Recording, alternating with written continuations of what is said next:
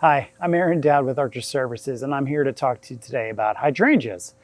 I get a lot of customers that ask us for the very traditional plants that they grew up with, and hydrangeas are one of them. They are very difficult to grow here in the Houston area, but one of the things that I've found that works really well is to plant them in pots. And it makes them very low maintenance and very hardy.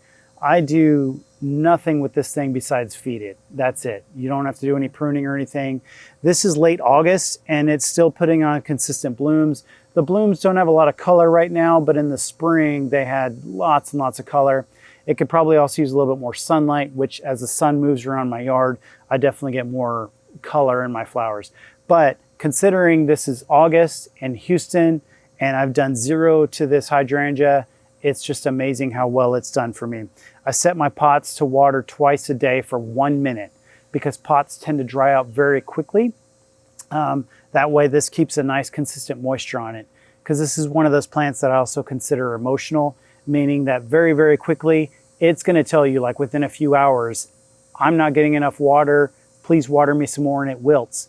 But that can also be deceiving. If you're watering it too much, it's also going to wilt. So you have to get to know your landscape, get a moisture meter, stick it in the ground, let it tell you what it's doing.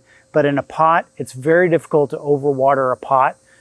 So that's what I love about these guys. And it just loves the fact that it's not in our clay soils and it can drain really well in this one here. So enjoy. I love the hydrangea in the pot. You could also have some nice things kind of overflowing, draping out the side of this one. But this has just been such a low maintenance plant. It's been exciting for me to actually get a hydrangea to do really well here. Thank you.